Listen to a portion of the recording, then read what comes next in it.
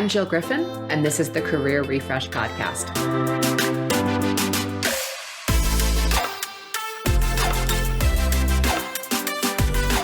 I'm a former media and marketing executive turned career strategist and strengths coach.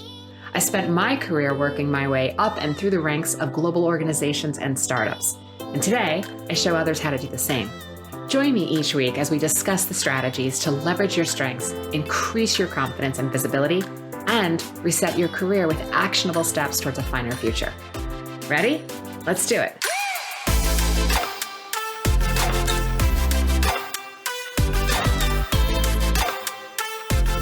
Hey friends, welcome back to the Career Refresh Podcast. I am your host, Jill Griffin.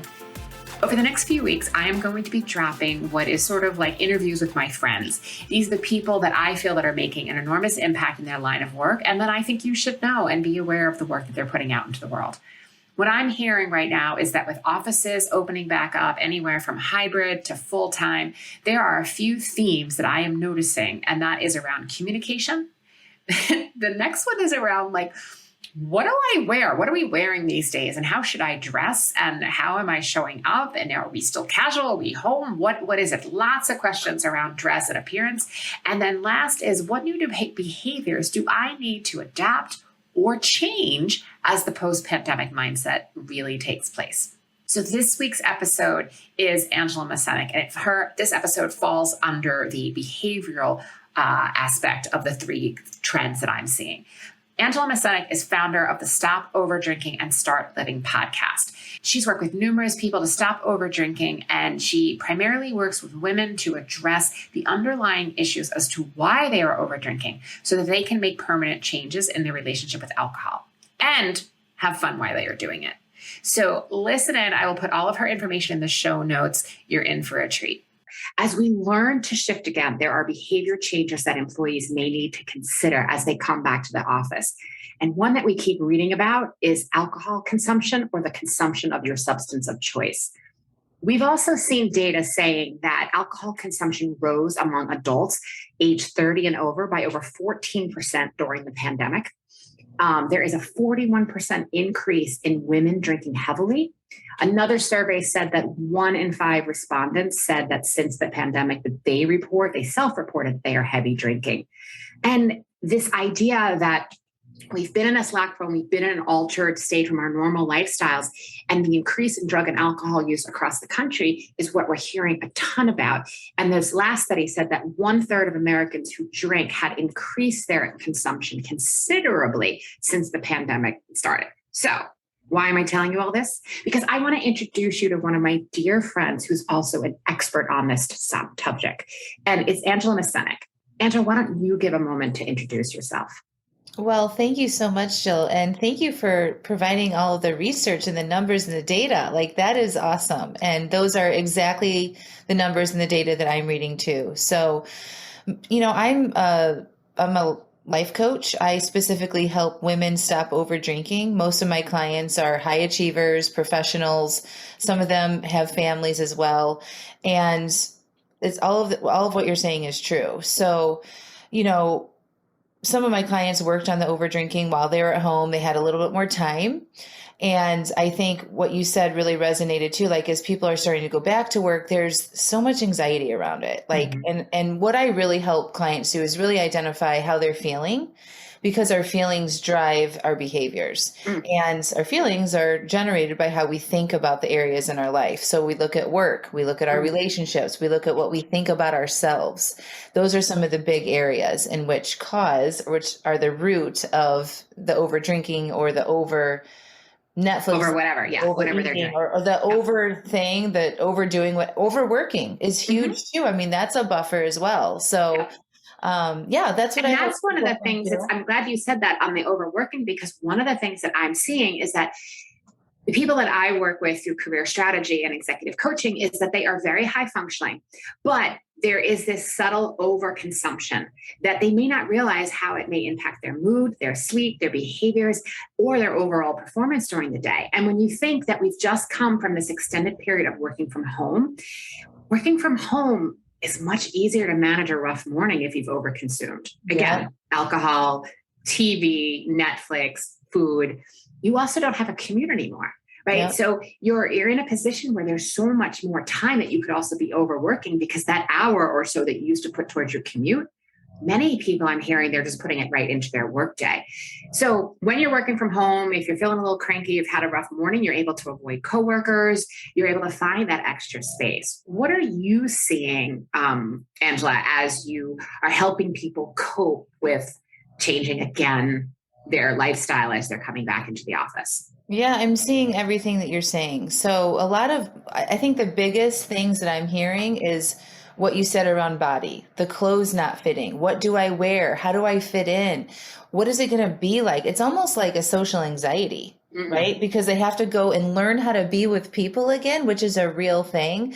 The water cooler topics, like the lunchroom breaks, right? And like, who are you now is a good question that like you want to ask yourself, and be careful about like not knowing who you are as you go into this office, right? So like, don't let yourself forget who you are. Like you are amazing, and like you have all the same skills that you had before, right? So like you have to remember some of that stuff. We're reflected back our identities when we're around other people. And so if we've been working from home and we only have to turn on the Zoom a few times a day or for a few meetings a day, we aren't reflected back and told and given feedback on the regular basis. Totally. And so now we're going back into this environment where we haven't been used to, and we kind of forget that that's what's happening. And it can be very overwhelming. So what I'm seeing is that anxiety, that overwhelm, not really sure who you are, the uncertainty, how you fit in, what your body looks like. There's been, lots of people talking about weight gain, right? And then probably not taking the best care of themselves over the pandemic too. So all of that combined, a hot mess. Right. Right? The perfect storm. Totally. Yeah. And then you show up and you doubt your contributions, in your team meetings or whatever it is that you're doing. And it's just something to be aware of. It's normal too. Like I want to normalize that. Like everybody is feeling this, but it's great to have some tools to, from you, Jill, or from somebody like me that can help you navigate that situation a little bit better. Yeah. Yeah.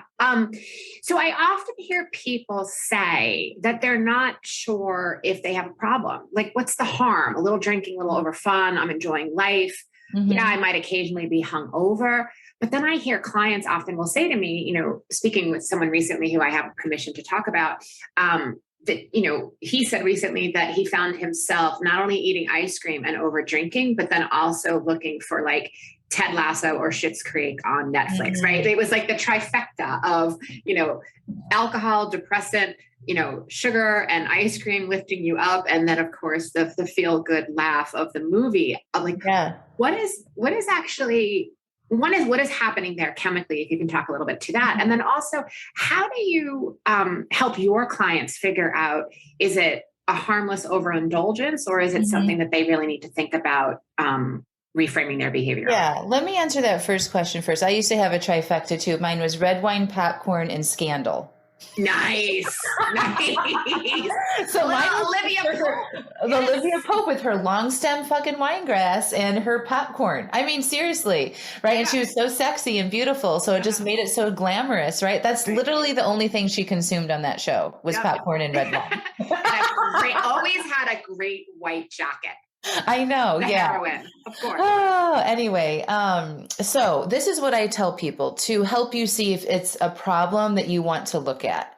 If it's a problem, like it's so individualized. So, if you wake up in the morning feeling groggy, if you're waking up at 3 or 4 o'clock in the morning with a dry mouth, heart palpitations, sweating, regret of how much you drank the night before, and like you're panicking, that you have to wake up in a couple hours to go to work. If that's happening a lot and you recognize that and you keep telling yourself like, why do I keep doing to this? Ring, ring, ring. That's your internal alarm clock, like signal going off. And if that's happening. So for some people, that's 1 glass of wine a night, but they can't give it up. Right? They're not maybe as productive as they want to be in the evenings. They say that they want to get some other projects done or something at home after work, but they just don't keep moving the needle. They feel stuck. That's another sign. It could be somebody that drinks 2 bottles of wine a night, so it just depends on who you are, like where you are in that spectrum. And how much of a problem, how often you're thinking about it, how often do you say, I want to stop this, or you try to stop it and you don't follow through on it. Those are some of the signs, but there's not like a definition for it. So it's very much individual. You know, if it's a problem, if you feel stuck around it, some other signs are you feel like you couldn't go to a social function without drinking. Now, a lot of people be like, well, what's wrong with that? Like you're asking. There's nothing wrong with it. If it's not interfering with your life, if you feel good, you're getting the sleep you need, you're taking care of your body as much as you need to, you feel good in the morning, you're progressing, you have goals, you're working towards them at work, whatever, then it's not a problem, right? There's many people that can enjoy a glass of wine and it's not a big deal, but you know who you are if that is not the case. Okay. Yeah. So like, that's pretty much what I have to say about that. Okay. And then like the trifecta of like the brain chemistry of what's happening is basically people who overdrink or overdo, they start getting dopamine kicks when they keep doing this action. So drinking is an action, overworking is an action, scrolling is an action, overeating, binge watching Netflix, all of that are actions that we take. And typically we take those actions to help ourselves feel better. So for the work case scenario, if you're feeling stressed or overwhelmed, right? And you know what that feels like, right? Mm-hmm. Like it's just heavy heart palpitations sometimes, just like fast paced edge, right? You come home and you're like, I want to relax. Okay. And you're consciously like, I just need to relax. I need to take the edge off. And then you go pour a glass of wine. That's you taking action from your emotions, right? So your emotions are driving you to go get something that's going to make you feel better because the way we're motivated is by the motivational triad, right? Seeking pleasure, avoiding pain, saving energy. Okay. So when you're in pain, like overwhelm, right? That's considered emotional pain. We don't like that. Yeah. So we're motivated to go seek that pleasure and exert the least amount of effort possible. Yeah. And when you drink or eat or whatever it is that you're doing from that place, you train your brain over time to seek that thing that you're doing in that moment. So it's a learned behavior that can be unlearned, which is good news. But when we take action from that place, that's when we overdo it because we're needing so much more from the outside to get where we want to be emotionally, to really take that edge off. It doesn't help address the feelings. It helps just blanket them to numb them. Yeah. Does that make sense? Yeah. Yeah. No, it's a really good point because what I often hear from clients with, that are coming to me for career strategy help is that they often are suffering from perfectionism where they are, which is perfectionism, right? Is fear-based, right? You don't want anyone to give you comments on your work or your latest project. You're afraid of the feedback. So one of the things that you're doing is you keep iterating. You keep iterating to get it to be perfect so that you do not ship, as Seth Godin would say, right? You don't release what it is. You don't move forward. You stay in that spot. And, oh, look at the time. It's 6 p.m. It's time to stop my day. All of that energy and hiding goes somewhere, right? That energy is in your body. And if you haven't processed it, it tends to come out in other substances. And again, as you've said, the over drinking, the consumption of pot, the overeating, or, or both, all of them at the same time, where you've got the large screen on the wall, you've got the small screen on your lap, and you've got your hand on something. And look, I think what I see so often is you don't have to stop any of this. No. You just have to check in. Is it working for you? And if it's not working for you, then you get to choose again. And like you said, it's a behavior that can be retrained. So tell us some of the things that you would help, you help people with on rewiring some of their habits. Yeah. So I think looking at the habit, this is one of the most dangerous things that I hear from my clients or from my audience is it's just a habit. And when we say it's just a habit, it diminishes the weight of this issue. And I'm not saying that everybody has this big issue and you should be scared to death about it. Like I'm not about fear tactics at all. But when you say it's just a habit, it feels like it removes the power of that you have over it. Okay. The habit wasn't always there. It formed over time. Right. And so we got to look at why you're doing what you're doing on repeat. And the first way we do that is we try to stop the behavior, even if it's just, I'm going to delay the behavior for 5 minutes to see what's underneath the drive to do the thing. Mm, So the root of what I teach people do is learning how to check in with their feelings, mm. because our feelings are what drives our actions.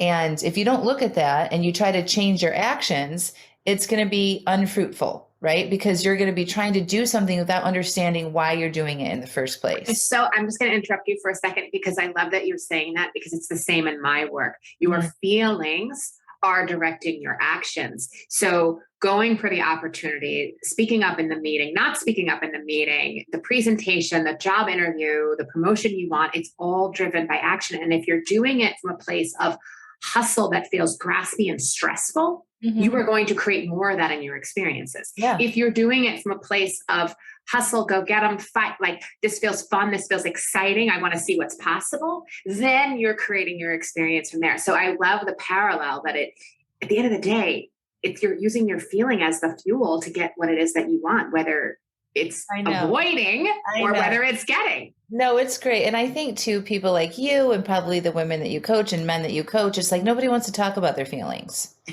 because we can't see them. We or can't, like, when you ask somebody their feelings, they give you a thought. It's like if only people knew that your feelings were the solution to literally everything that you do. I mean, Yes. Right? So imagine fear walking into a boardroom. If you could recognize that, be like, yep, this is normal. I got this. This isn't going to stop me, and say what you want to say, right? Have the courage that comes from that, right? Same thing with fear in a social situation and saying no to a drink, right? It's like, imagine just knowing that that's just a vibration in your body. You're not going to die. Like, it's there to help you sometimes. Right now, it's not super helpful. You can say no. Like, if people learned how to do that, we would be unstoppable in any area that we need to move forward in. Yeah. And if we were teaching children, if this was something that we were talking about in elementary education, that it is to normalize, like, I don't want to feel fear, but I know that if I stay present in this moment, I am safe. I'm only feeling the fear because I'm projecting what might be negative that might happen to me as I step into the boardroom. Yeah. But if I stay present and know that, okay, this is just a sensation in your body, as you said, I'm processing it, and then I can still take action in spite of. Yeah. Learning how to feel, name your feelings, developing your language, like Brene Brown's latest book, Atlas of the Heart, right?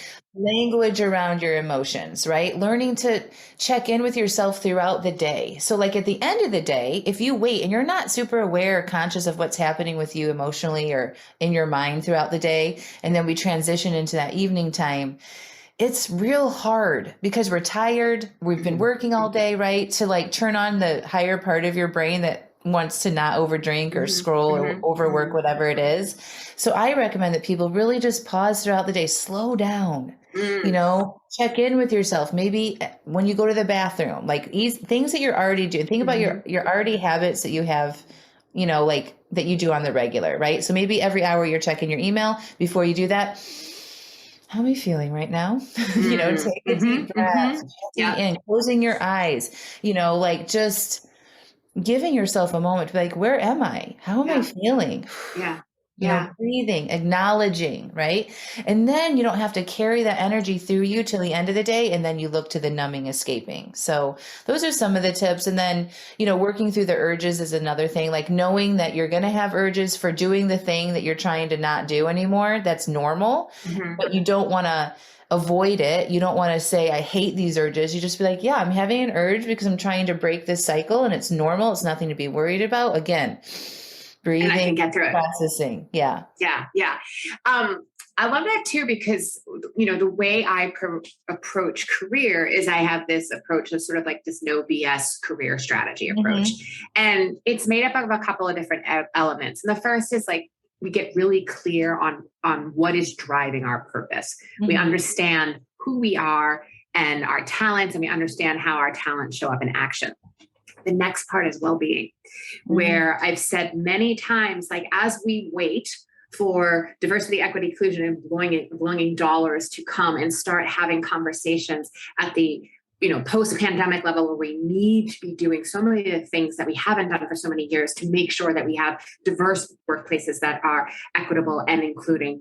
But while we're waiting for that, we need to be able to take care of ourselves. So getting really clear in your non-negotiables. What is it around your own personal wellness? What it is that you're going to do as far as actions and behaviors, and also what you're not going to do. And then the last part is mindset and how those three tiers come together. Mindset, both thinking about today, thinking about your future, and planning it through. Mm-hmm. Working on those three areas is one of the things that I've seen give really the most hope, confidence, and conviction for people to build very fulfilling careers that, as Adam Grant likes to say, like, make work, not suck. So I love that your piece of the take on, drinking and wellness and well-being, how that fits into, it's really a life strategy. I call it a career strategy, but for you, it might be the life strategy. Yeah. I mean, it's like, think about how you do one thing in one area of your life is pretty similar in all the other buckets. Right? So if you're overworked and overstressed during the day, that's going to show up at home life too, right? And so if you take care of yourself at home and you're respecting your body, getting good sleep, drinking your water, managing your mind, giving yourself time and space to relax in a healthy way, right? Drinking alcohol is not relaxing. We think it is. But it's what it's doing is covering up all of the shit that you are not dealing with, right? And when you remove that and you actually get to the source of how you're thinking about stuff and like what's happening in your life and maybe how you're not taking care of yourself, now you have an opportunity to actually fix it, right? It's just such a bummer that people think that they need that to function or to relax, because there's just so many other things that you can do, right? Like taking a walk in the middle of the day, right? Taking a walk after work, like doing some stretching, doing some breathing. None of this has to cost any money or extra time. Right. So tell us, if someone is thinking, I want to cut down, and again, your program is Stop Over Drinking and Start Living and Have Fun. I'd love for you to talk a little bit more about that, because I do think that there's a bias that if I'm not drinking, or maybe I have, a glass of wine at the start of the party, but then I'm not going to drink the rest of the party or something, that I've cut down my drinking in order to stay present and also, be able to have conversations. But give people some idea about the fun part of, like, it's not all or nothing.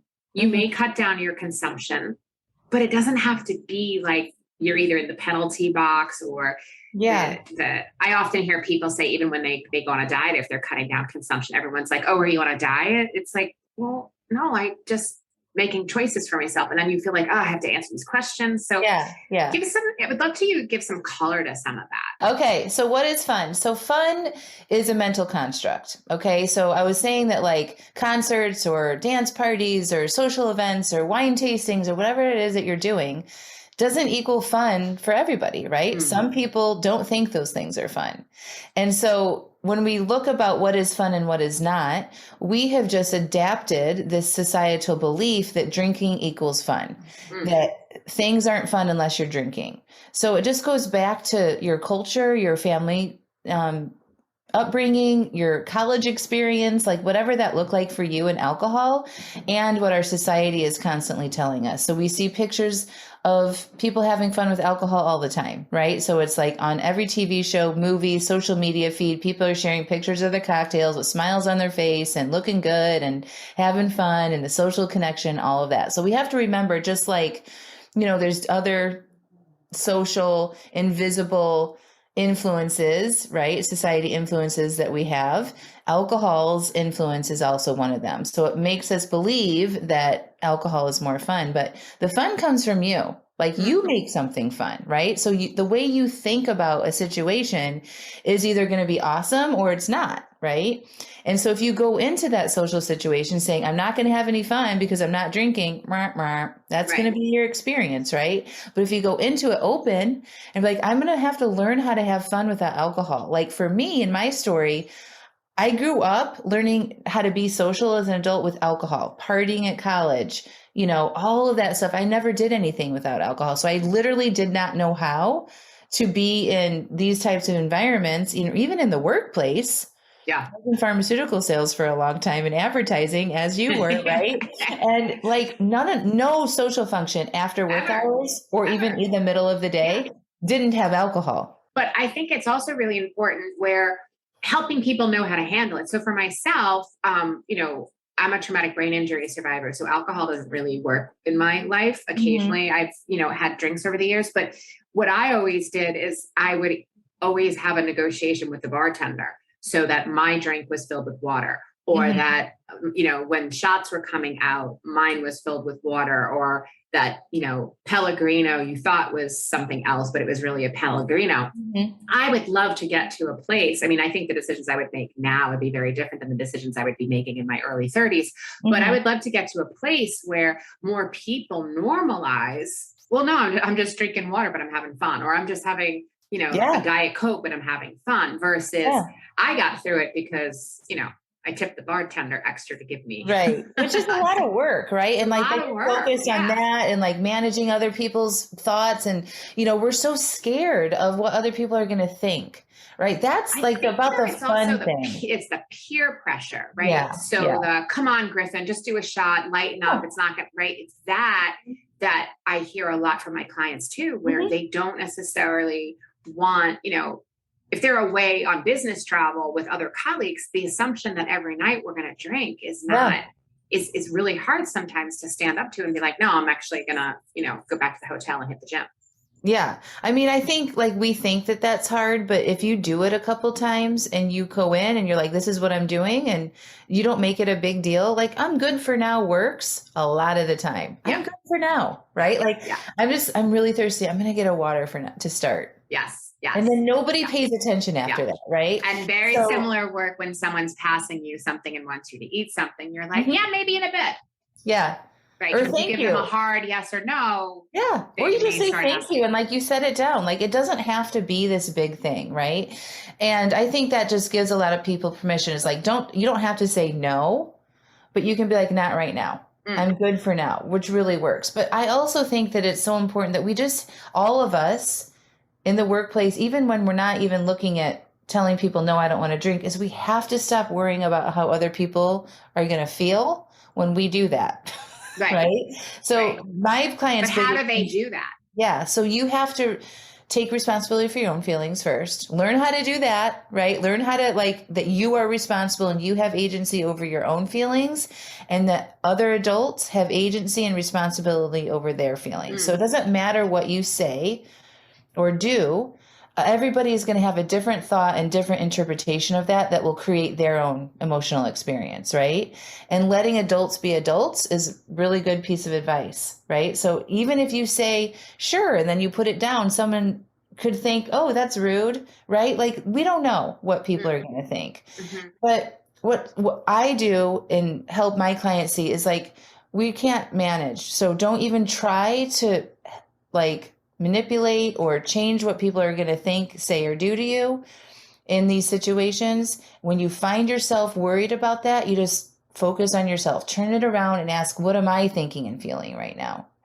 And really, people get really worked up about this way more than necessary. And I have been seeing trends and more reporting back from my clients. People just don't care.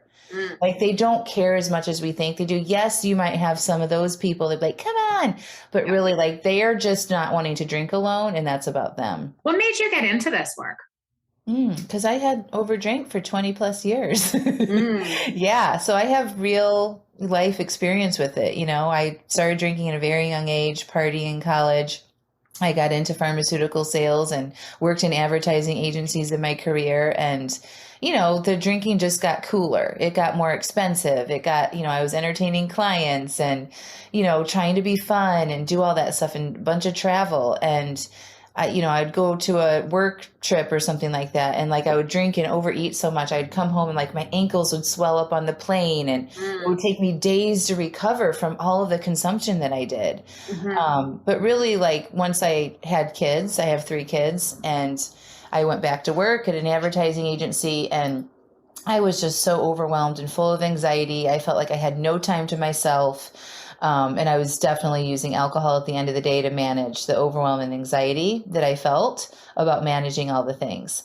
So I decided to, join a program, a life coaching program, and I got to the root of why I was over drinking, I realized that I was in control of my emotions and that it wasn't my boss or my husband or my kids that was making me feel that way, and owned it. And it changed everything. So I decided to become a life coach who helps other people do that. I think it's helpful for people to understand also that you're not just someone who's trained in this. You actually lived it. You made the changes in your own life first. And now you are uniquely qualified as an expert to help other people do the same thing. I think that's really important to know. I got into my work of being a career strategist and helping people with their careers for very similar reasons.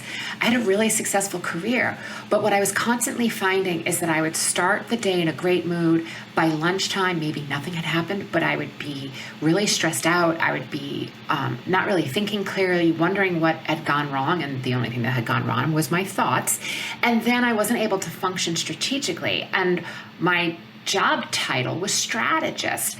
So on top of not necessarily knowing like what was going on and why someone's comments or them not commenting or giving a compliment or not giving a compliment, why that was impacting my day so much. And then also there were times in which I had questions, but there seemed to be no one to ask.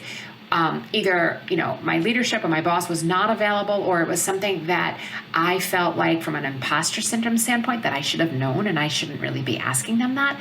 And I just wished that there was someone that I could go to that understood, that actually did this work and knew what it was like to work in the cube farm, to work in an office, to even maybe be super senior in a company and know that you still need support and help.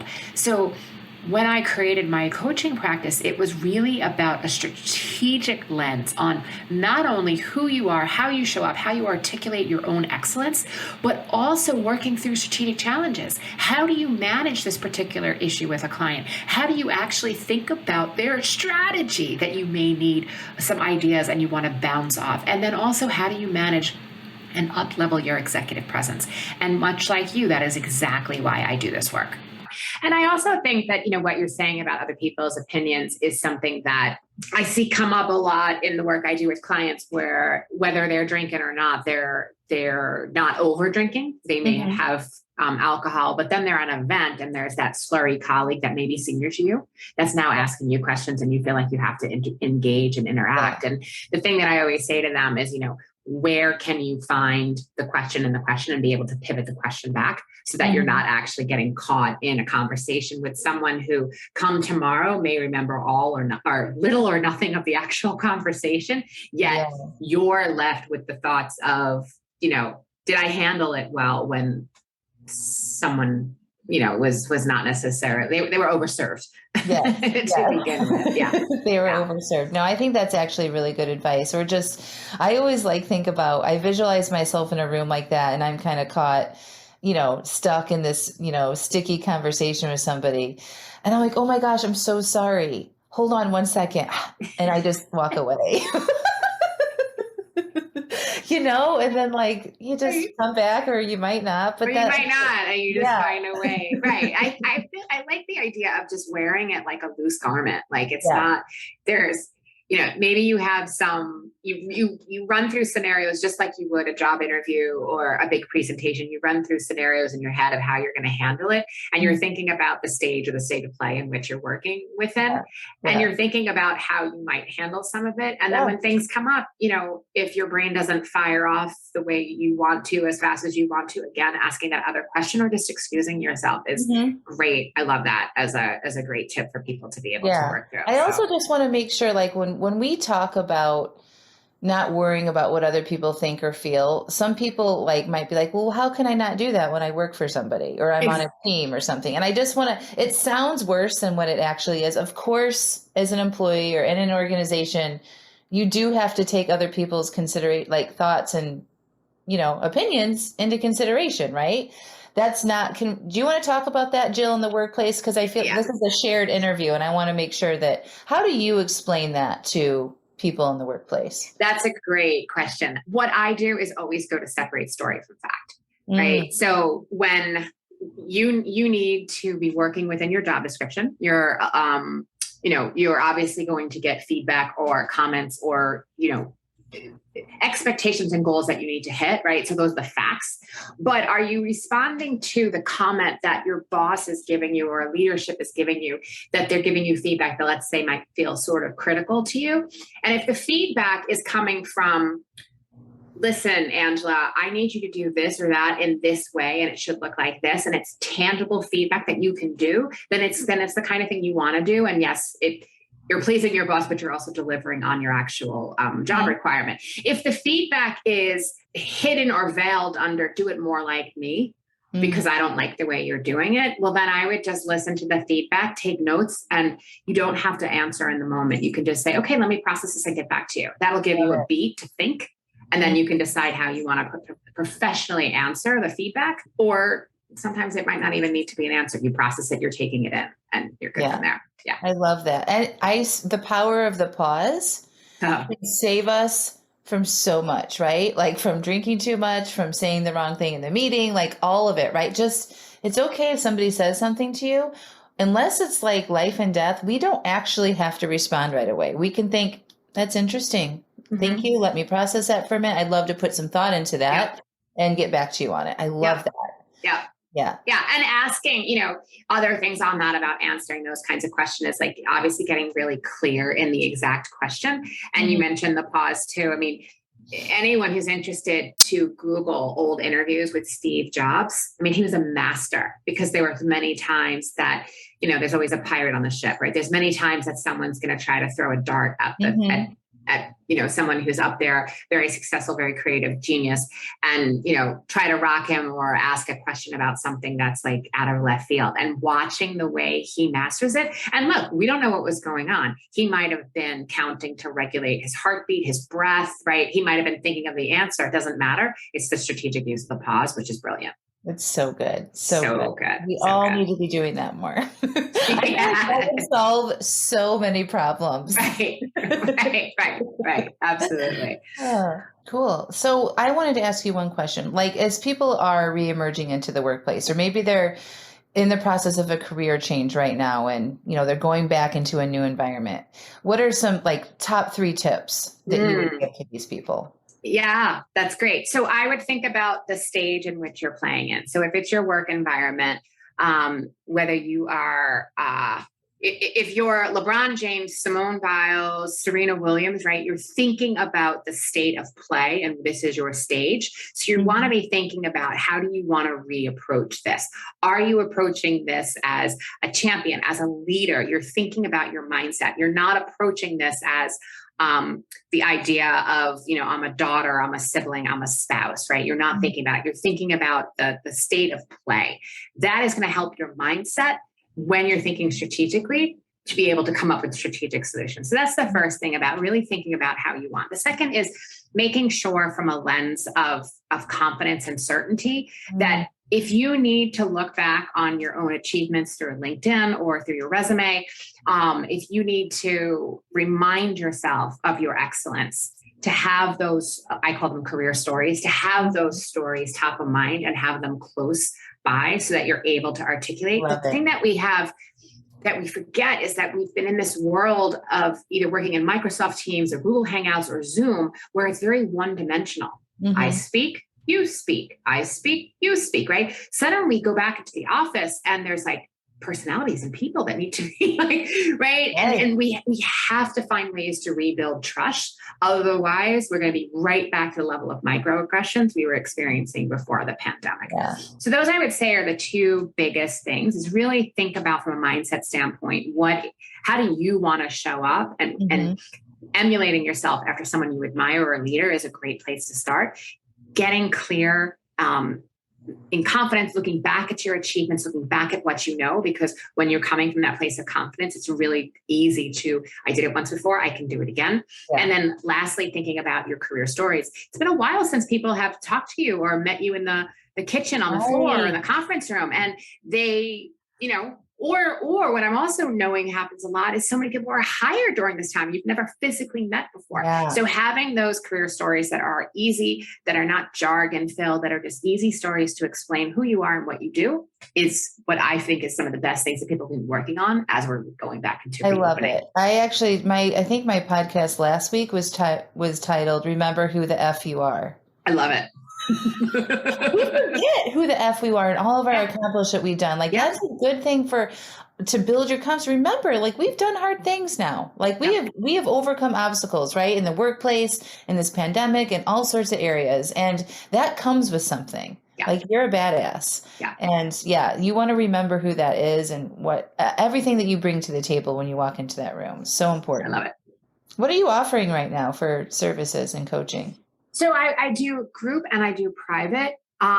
Group tends to be more for the person who is, 5 to 7 years into their career, and private coaching is for people who tend to need more higher touch or maybe talking through confidential issues. A lot of my clients are under contract, so they couldn't actually talk within a group setting. So those are the two main ways that I work with people. I also work with corporations to help them build strengths-based cultures. When we're really looking at team dynamics based on strengths, we're seeing the increased level of productivity, profitability, and retention. Because in the Great Resignation, we want to make sure that we find ways to make our colleagues and our employees happy and provide them with an opportunity that they can feel fulfilled in the workplace. And I've seen great success in doing team dynamic work and strength-based culture work. Love that. Love it. Okay. Well, this was really good. Thank you. I hope we've given people an idea that they can reduce their drinking. They can still have fun. They may choose to still drink on occasion, but it doesn't have to be the way they're feeling today when we're hearing about performance issues or just feeling like, sort of depressed on Monday after a weekend of fun, and understanding that there can be another way. Tell everyone where they can find you. Well, you can find me on the socials at Coach with Angela Masenik, and my website, angelamasenik.com. I also have a podcast. It's called Stop Over Drinking and Start Living. I do an episode every week. There's 175 episodes. Wow. There's a rich source of content that's available and free. So that's where I would start. Okay, great. And I will put that in the show notes for everyone. Cool. Yeah. Awesome. Thanks. Well, thank you. Right. Thanks. See you soon. Bye. Hey, everyone. Thank you for listening. I really appreciate you. I also wanted to let you know that I just dropped in the show notes 10 pro tips to stand out on LinkedIn. So check out the link, get that information so you can up-level your LinkedIn profile. All right. Have a great week, and I'll see you next time. Thanks for listening to the Career Refresh podcast.